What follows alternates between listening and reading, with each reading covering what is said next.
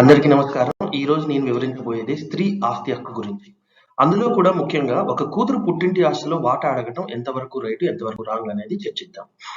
ఈ విషయంలోకెళ్ళే ముందుగా మనం మన తల్లిదండ్రులకి ఆస్తి ఎన్ని రకాలుగా వస్తుందో తెలుసుకోవాలి. తల్లిదండ్రులకి ఆస్తి అనేది 2 రకాలుగా వస్తుంది. ఒకటి పూర్వీకుల నుంచి, అంటే వారి తల్లిదండ్రుల నుంచి, వారి తాతల ముత్తాతల నుంచి వస్తుంది. దాన్ని యాన్సిస్ట్రల్ ప్రాపర్టీ అంటారు. రెండోది స్వార్జితం, అంటే వాళ్ళు సంపాదించుకున్నటువంటి ఆస్తి అన్నమాట. పూర్వీకుల నుంచి వచ్చిన యాన్సిస్ట్రల్ ప్రాపర్టీ ఏదైతే ఉందో దాన్ని వాళ్ళు ఇష్టం వచ్చినట్టు పంచడానికి వీలు లేదు.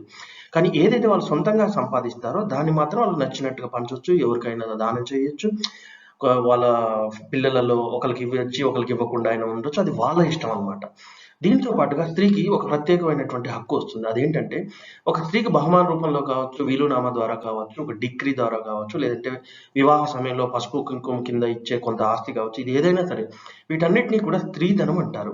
ఈ స్త్రీధనానికి మన హిందూ వారసత్వ చట్టం ఏదైతే ఉందో దాని ప్రకారం సెక్షన్ 14 ప్రకారం పూర్తి హక్కు ఆ స్త్రీకే ఉంటుందన్నమాట. ఈ స్త్రీధనం పైన పూర్తి హక్కు స్త్రీకే ఉంటుంది. ఆ రకంగా సంక్రమించిన ఆస్తిని స్త్రీ ఏమైనా తన ఇష్టం వచ్చినట్టు చేయొచ్చు అన్నమాట. ఇంకపోతే జనరల్‌గా స్త్రీధనము, కట్నం 2 ఒకటే అనుకుంటుంటారు. స్త్రీధనం వేరు, కట్నం వేరు. ఇంకొక విషయం ఏంటంటే కట్నం అనేది అసలు చట్ట ప్రకారం తప్పు. ఎవరైనా వచ్చి నేను కట్నం ఇచ్చానని చెప్పినా, రెండోది ఎవరైనా కట్నం తీసుకున్నానని చెప్పినా ఇద్దరు చేసేది తప్పే, ఇద్దరిని లోపలేస్తారు. ఇకపోతే మనం హిందూ సక్సెషన్ యాక్ట్ 1956 అనేది ఏదైతే ఉందో హిందూ వారసత్వ చట్టం, దీని ప్రకారం తల్లిదండ్రుల తదనంతరం ఆస్తి అనేది తన వారసులకు వస్తుంది. ఈ చట్టం వారసుల్ని క్లాస్ 1, క్లాస్ 2, క్లాస్ 3, క్లాస్ 4 అంటూ డిఫరెంట్ టైప్స్‌గా డివైడ్ చేయడం జరిగింది. ఎవరైతే కొడుకులు, కూతుర్లు మరియు ఆ తండ్రికి భార్య ఎవరైతే ఉన్నారో వీళ్ళందరూ కూడా క్లాస్ 1 హెయిర్స్ అంటారు. క్లాస్ 1 హెయిర్స్ కింద వస్తారు. ఒక తండ్రికి తదనంతరం తన ఆస్తి ఈ కొడుకులు, కూతుర్లు, భార్య ఎవరైతే ఉన్నారో వీళ్ళందరికీ సమానంగా పంచబడుతుందన్నమాట.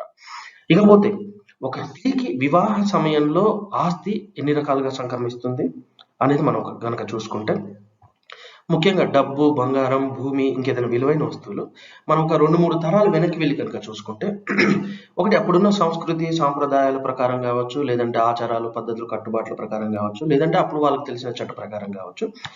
ముఖ్యంగా ఈ 3 రకాలుగా స్త్రీకి ఆస్తి అనేది వివాహ సమయంలో ముఖ్యంగా పంచటం జరుగుతుందన్నమాట.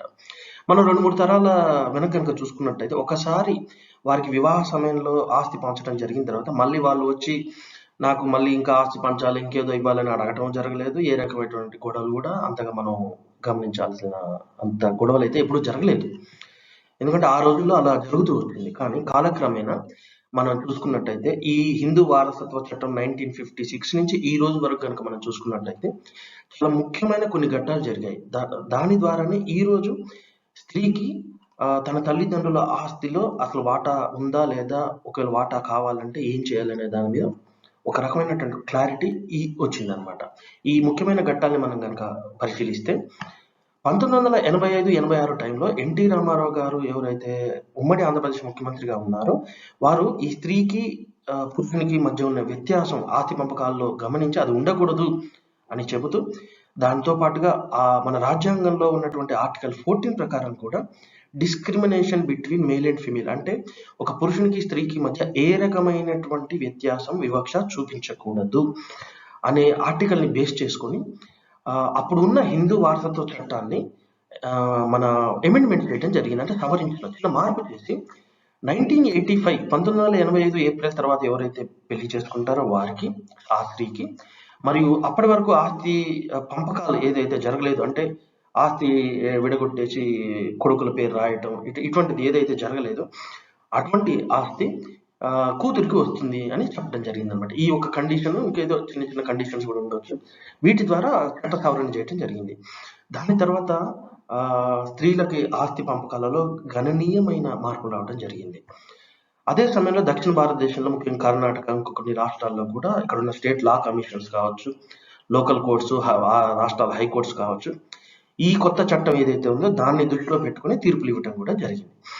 ఆ తర్వాత మొత్తం భారతదేశం లెవెల్లో మార్పు రావటం జరిగింది. ఈ ఆంధ్రప్రదేశ్, సౌత్ ఇండియాలో వచ్చిన మార్పును బేస్ చేసుకొని ఏదైతే హిందూ సక్సెషన్ యాక్ట్ 1956 అని ఉందో దాన్ని 2005లో సెక్షన్ 6లో సవరిస్తూ స్త్రీలందరికి కూడా పూర్తి హక్కు వస్తుందని చెప్తూ ఒక కండిషన్ పెట్టడం జరిగింది. అదేంటంటే 2005 సెప్టెంబర్ 9 వరకు ఏ స్త్రీ యొక్క తండ్రి అయితే జీవించి ఉంటాడో వాళ్ళకి అని చెప్పడం జరిగింది. వాళ్ళకి ఆస్తిలో వాటా వస్తుందని చెప్పడం జరిగిందనమాట. అయితే ఈ రకమైనటువంటి చట్ట సవరణ జరిగిన తర్వాత కూడా చాలా రకమైనటువంటి కన్‌ఫ్యూజన్ ఉంది. ఈ కన్‌ఫ్యూజన్ అన్నిటిని క్లియర్ చేస్తూ కొన్ని రకాల ముఖ్యమైన కేసులైతే మనం చూడాల్సింది. అందులో ముఖ్యంగా ఒక 4 కేసులున్నాయి. ఈ 4 కేసుల్ని గనక మనం గమనిస్తే మనకి ఈ చట్టం మీద పూర్తి అవగాహన వస్తుంది. దాంట్లో ఒక సెపరేట్ ఒక కేస్ ఒకటి చెప్పాలి మీకు. ఏంటంటే డేవిడ్ వర్సెస్ రొసారియో అని చెప్పేసి వీళ్ళు మహారాష్ట్ర హైకోర్టులో గోవా బెంచ్‌లో తీర్పు ఇవ్వడం జరిగింది. ఇక్కడ ఏందంటే నాకు తెలిసి 4, 5 అన్నదమ్ములనమాట. మ్యారేజ్ అయిపోయిన తర్వాత వాళ్ళ సిస్టర్స్‌కి ఏం వాటా ఇవ్వకుండా ఈ 4, 5 అన్నదమ్ములు ఆస్తిని అనుభవించటమో లేకపోతే దాన్ని అమ్మటమో ఏదో ఏదో చేశారు. ఆ తర్వాత ఎప్పుడైతే వాళ్ళ సిస్టర్ వచ్చేసి కేసు వేయటం జరిగిందో ఆ కేసుని చూసారు కదా 89/2005 కేసు అని అంటారు. ఆ కేసులో కోర్టు ఏం చెప్పిందంటే మ్యారేజ్ అయిన తర్వాత అయినా సరే స్త్రీకి హక్కు ఉంటుంది. ఏదైతే తల్లిదండ్రుల నుంచి వచ్చిన ఆస్తి ఉందో అది కేవలం కొడుకులకి మాత్రమే కాదు స్త్రీకి కూడా వాటా ఉంటుందని చాలా క్లియర్‌గా చెప్పడం జరిగింది. ఓకే. అది పక్కన పెట్టేస్తే ఇంకొక ముఖ్యమైన కేసు. ఇందాక చెప్పినట్టు హిందూ సక్సెషన్ యాక్ట్‌లో ఏదైతే సెక్షన్ 6లో సవరణ చేశారో, సవరణ చేసిన తర్వాత 2016లో ప్రకాష్ వర్సెస్ పూలవతి అని చెప్పేసి ఒక కేసు ఉంది. ఇందులో ఏంటంటే ఈ ఈ ఎవరైతే అమ్మాయి ఉందో, అమ్మాయి వాళ్ళ తండ్రి గారు 2005 సెప్టెంబర్ 9 కంటే ముందే 2002లో అనుకుంటా చనిపోవడం జరిగింది. అప్పుడు సుప్రీంకోర్టు ఏం చెప్పిందంటే, ఈ చట్టం ప్రకారం ఆయన గారు ముందే చనిపోయారు కాబట్టి స్త్రీకి ఆస్తిలో వాటా రాదు అని చెప్పడం జరిగిందనమాట. ఇక్కడ మనం ఒక విషయం గమనించాలి. సుప్రీంకోర్టు అని ఎందుకు చెప్తున్నానంటే, మన ఇంట్లో ఎవరైతే పెద్ద మనిషి లేదా తండ్రి లేదంటే తాత చెప్పిన మాటను అందరూ ఎలాగైతే గౌరవిస్తారో మన కోర్టు సిస్టంలో కూడా లోకల్ కోర్ట్స్, డిస్ట్రిక్ట్ కోర్ట్స్, ఇంకా చాలా రకాల కోర్ట్స్, హై కోర్ట్స్ వీటన్నిటిపైన సుప్రీంకోర్టు ఉంటుంది. సుప్రీంకోర్టు ఏదైతే చెప్తుందో అదే ఫైనల్. మిగిలిన అన్ని కోర్ట్స్ కూడా అదే ఫాలో అవ్వాలి. ఓకేనా? సో ఈ 2016 కేసు తర్వాత 2018లో దానమ్మ వర్సెస్ అమర్ అనే ఒక కేసు జరిగింది. ఈ కేసులో కూడా వాళ్ళ ఫాదర్ 2005 సెప్టెంబర్ 9 కంటే ముందే చనిపోవడం జరిగింది. కానీ సుప్రీంకోర్టు ఏం చెప్పిందంటే తను ముందే చనిపోయినా కానీ ఈ ఒక స్త్రీకి పురుషుడికి మధ్య వ్యత్యాసం ఎందుకు చూపించాలి, వివక్ష ఎందుకు చూపించాలి, స్త్రీకి కూడా ఆస్తిలో వాటా వస్తుంది అని చెప్పింది అనమాట. 2016లో రాదని చెప్పింది, 2018లోనేమో వస్తుందని చెప్పింది. మళ్ళీ కన్ఫ్యూజన్. ఇప్పుడు ఏం జరిగింది, అబ్బాయి తరపు వాళ్ళు ఎవరైతే ఉంటారో కొడుకుల తరపు వాళ్ళు ఏమంటారు, లోకల్ కోర్టుల్లో కానీ డిస్ట్రిక్ట్ కోర్టుల్లో హైకోర్టులోకి వెళ్ళినప్పుడు 2016 సుప్రీంకోర్టు తీర్పు ప్రకారం వాటా రాదు అని అంటారు. అమ్మాయి తరపులు స్త్రీ తరపుల వాళ్ళు ఏమంటారు, 2018 దానమ్మ వర్సెస్ సమర్ కేసు ఏదైతే ఉందో సుప్రీంకోర్టు తీర్పు ఇచ్చింది దాని ప్రకారం మాకు వాటా వస్తుంది అంటారు. సో ఈ విషయంలో ఆ కన్ఫ్యూజన్ ఎప్పుడూ ఉండిందనమాట. చివరికి 2020లో వినీత శర్మ వర్సెస్ రాకేష్ శర్మ వీళ్ళిద్దరు అన్నా చెల్లెలు అనుకుంటా. వీరి కేసు ఒక మైలురాయిగా నిలబడ్డది. ఈ కేసులో సుప్రీంకోర్టు ఏం చెప్పిందంటే ఫైనల్ గా ఈ హైకోర్టు, లోకల్ కోర్టు ఇవన్నీ దాటిన తర్వాత ఈ కేసు సుప్రీంకోర్టుకి వచ్చినప్పుడు సుప్రీంకోర్టు ఏం చెప్పిందంటే, అసలు ఆర్టికల్ 14 ప్రకారం ఒక అమ్మాయి, అబ్బాయి, స్త్రీ పురుషులు ఇద్దరూ సమానం అయినప్పుడు స్త్రీకి మాత్రం కండిషన్స్ ఎందుకు పెట్టాలి, పెట్టకూడదు. అసలు స్త్రీకి కండిషన్స్ అవసరమే లేదు. పురుషులకు లేని కండిషన్లు స్త్రీలకు ఎందుకు అని చెబుతూ స్త్రీకి కూడా ఏ కండిషన్లు లేకుండా తల్లిదండ్రుల ఆస్తిలో పురుషులతో సమానంగా అంటే తమ సోదరులతో సమానంగా పూర్తి ఆస్తి హక్కు వస్తుంది, తన వాటా తనదే అని క్లియర్గా చెప్పడం జరిగింది.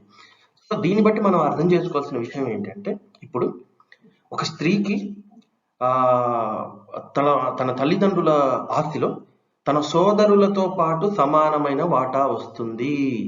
తన మ్యారేజ్ సమయంలో కట్నం ఇచ్చాము, లేకపోతే తల్లిదండ్రులు మేమే చూసుకుంటున్నాము, లేకపోతే తల్లిదండ్రులు మేము చూసుకోవట్లేదు నువ్వు చూసుకుంటున్నావు, ఇలా రకరకాల వాదోపవాదాలు ఎన్ని ఉన్నా సరే ఒక స్త్రీకి తన తల్లిదండ్రుల ఆస్తిలో సంపూర్ణమైన హక్కు ఉంది. తన సోదరులతో సమానంగా వారికి వాటా వస్తుందన్నమాట.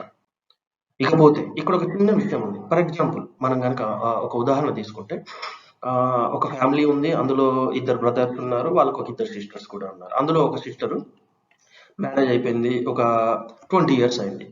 ఇప్పుడు 20 ఇయర్స్ వరకు తను ఎప్పుడు ఆస్తి గురించి మాట్లాడలేదు. మ్యారేజ్ టైంలో ఘనంగా చేశారు, తనకెంతో ఆస్తి కొంత ఇచ్చారు, అది అయిపోయింది. బహుమానాలు ఆస్తి ఇవ్వడం జరిగింది, అది అయిపోయింది. అయిపోయిన తర్వాత 20 ఇయర్స్ తర్వాత వచ్చింది. ఈలోపు వాళ్ళ బ్రదర్స్ ఎవరైతే ఉన్నారో వాళ్ళ తల్లిదండ్రులు ఆస్తి పంచుకోవడం జరిగింది, వాళ్ళ తల్లిదండ్రులు మరణించడం కూడా జరిగింది అనుకుందాం. ఇప్పుడు వచ్చి నాకు ఆస్తి కావాలి అని చెప్తే కుదరదు. ఎందుకంటే ఇక్కడ limitation act of 1963 limitation act of property 1963 act అనేది ఒకటి ఉంది. దాంట్లో ఆర్టికల్ 65 షెడ్యూల్ 1 ప్రకారం ఒక ఆస్తి, ఒక ప్రాపర్టీకి ఏదైనా ఒక పొసెషన్ కానీ, లేకపోతే ట్రాన్స్ఫర్ కానీ, లేకపోతే ఇంకేదైనా చేంజ్ జరిగిన తర్వాత ఆ రోజు నుంచి 12 సంవత్సరాలు అంటే 12 ఇయర్స్ లోపల దాని మీద ఏమైనా ఇష్యూ ఉంటే అప్రోచ్ అవ్వాలి కోర్టుని. అంతేగాని తీరిగ్గా సమయం చూసుకొని, లేదంటే ఎవరో చెప్పారని చెప్పేసి 20-30 సంవత్సరాల తర్వాత వస్తే కుదరదు. 12 ఇయర్స్ లోపల రాలేదు, మరి అయినా ఎలాగా, తర్వాత తెలిసింది మాకు అని అనుకుంటే అప్పుడు అదే చట్టంలో సెక్షన్ 5 ప్రకారం మన కోర్టుకి కనుక మేము ఎందుకు లేటుగా వచ్చాము, మేము ఎందుకు ముందుగా రాలేకపోయాము అని పూర్తిగా ఒక రీజన్స్ ప్రాపర్గా చెప్పి జస్టిఫికేషన్ ఇవ్వగలిగితే, కోర్టు కనుక ఒప్పుకుంటే అప్పుడు మళ్ళా అప్లై చేయవచ్చు అనమాట. ఏది సోదరులతో పాటుగా ఎవరైతే ఆస్తి తీసుకున్నారో సోదరులు, అందులో నాకు వాటా ఉంది అని చెప్పేసి కోర్టులో కేసు వేయవచ్చు అనమాట. దీన్ని మనం పార్టీషన్ సూట్ అంటాం. సో అది ఫైల్ చేయవచ్చు కోర్టులో. ఇకపోతే అసలు ఈ గొడవ అంతా ఎందుకు?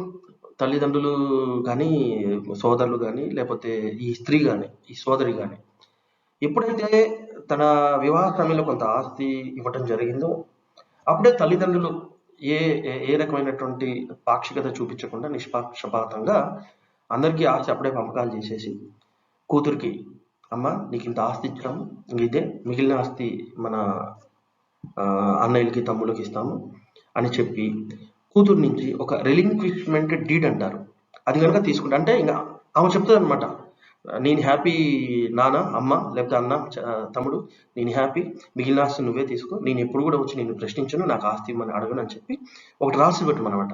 ఇది రాసేసి పెట్టుకుంటే ఏ గోళం ఉండదు, తనకు కూడా మళ్ళీ భవిష్యత్తులో ఎప్పుడు ఆశ పుట్టదు. అరే ఒకప్పుడు ₹1,00,000 ఉంది, ఇవాళ ₹1,00,00,000 అయింది, ఇప్పుడు నేను పోయి అడుగుతా అంటానికి ఉండదు.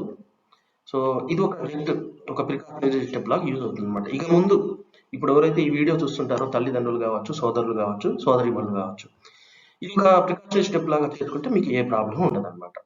ఇకపోతే అసలు కంక్లూజన్, ఇప్పుడు మొత్తం జరిగిన డిస్కషన్లో మనకు వచ్చిన కంక్లూజన్ ఏంటి అనేది కనుక మనం చూసుకున్నట్టయితే, నేనేమంటానంటే ఒక ప్రాక్టీసింగ్ అడ్వకేట్ గారిని కలిసి వారి సూచన మేరకే, వారి సలహా ప్రకారమే వాళ్ళు ఏ డాక్యుమెంట్స్ అయితే కావాలో, లైక్ ఉదాహరణకి రిజిస్ట్రేషన్ డాక్యుమెంట్ కావచ్చు, ఎన్కంబరెన్స్ డాక్యుమెంట్ కావచ్చు, లీగల్ హెయిర్ డాక్యుమెంట్ కావచ్చు, ఇటువంటి కొన్ని ఉంటాయి, ఎన్కంబరెన్స్ సర్టిఫికేట్ ఆఫ్ ల్యాండ్, ఇట్లా కొన్ని ఉంటాయి.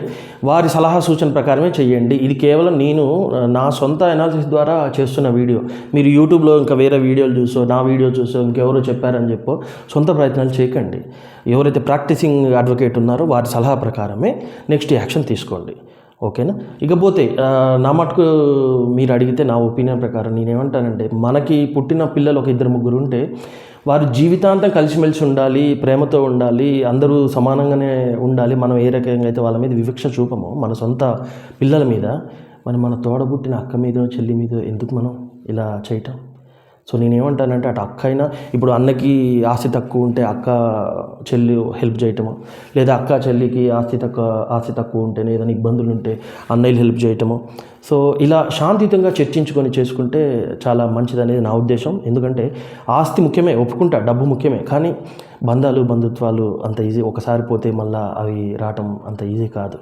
సో వాటికి ప్రాముఖ్యతనిస్తూ, కుటుంబ విలువలు కాపాడుతూ, ఉమ్మడి కుటుంబాన్ని ఏదైతే మనం ఈ రోజుల్లో జరగట్లేదో దాని విలువలను గుర్తిస్తూ, మన చేతనైనంత వరకు ఏ గొడవలు లేకుండా, కోర్టు వరకు వెళ్లకుండా, కోర్టు విలువైన సమయాన్ని వేస్ట్ చేయకుండా, ఎందుకంటే కోర్టులోకి ఒకసారి కేసు పోయిందంటే అది సాల్వ్ అవ్వటం చాలా వెంటనే కావచ్చు, చాలా టైం పట్టవచ్చు, ఎందుకంటే అది అంత ఈజీ కాదు. సో ఒకసారి కోర్టులోకి ప్రాపర్టీ ఇష్యూ డిస్ప్యూట్ పోయిందంటే అది ఎవరు తినలేరు, ఎవరు అనుభవించలేరు, ఈలోపు పుణ్యకాలం అంతా అయిపోయే అవకాశం కూడా ఉందన్నమాట. సో కోర్టు విలువైన సమయాన్ని వాటి వేరే ఇష్యూస్కి వదిలేస్తూ, కోర్టుని గౌరవిస్తూ, మనం శాంతియుతంగా కోర్టుకు వెళ్లకుండానే మాట్లాడుకొని పరిష్కరిస్తే మంచిదనేది నా ఉద్దేశం. ఇక్కడ ఒక పాయింట్ చెప్పాలనిపిస్తుంది. మన అమెరికన్ ఫిలాసఫర్ అయాన్ రాండ్ చెప్పింది కాంప్రమైజ్ గురించి ఒక స్టేట్మెంట్ ఏంటంటే, compromise is an adjustment of 2 different claims with mutual concession. అంటే రెండు ఆపోజిట్ పార్టీస్ ఏవైతే ఉన్నాయో వాళ్ళు ఒకరికొకరు మాట్లాడుకొని తగ్గుతూ ఒక పాయింట్ దగ్గరికి వచ్చి ఏది న్యాయమో, ఏది మంచిదో అనుకుంటే, బంధాలు విడిపోనంత వరకు ఏది మంచిది అనుకుంటే అది చేస్తే మంచిది అనేది నా ఉద్దేశం. అందుకే బ్రదర్స్, సిస్టర్స్, మీరందరూ ఎప్పుడూ కలిసిమెలిసి ఉండాలని, మీ ఫ్యామిలీ అంతా మంచిగా ఉండాలని చెప్పేసి కోరుకుంటున్నాను. ఫైనల్గా చెప్పేది ఏంటంటే మనసుతో ఆలోచించండి, మనశ్శాంతితోటి జీవించండి. నా ఈ ఇన్ఫర్మేషన్ కనుక మీకు నచ్చినట్టయితే ప్లీజ్ సబ్స్క్రైబ్ చేయండి మరియు ఈ వీడియోని సాధ్యమైనంత వరకు షేర్ చేయండి. Thank you.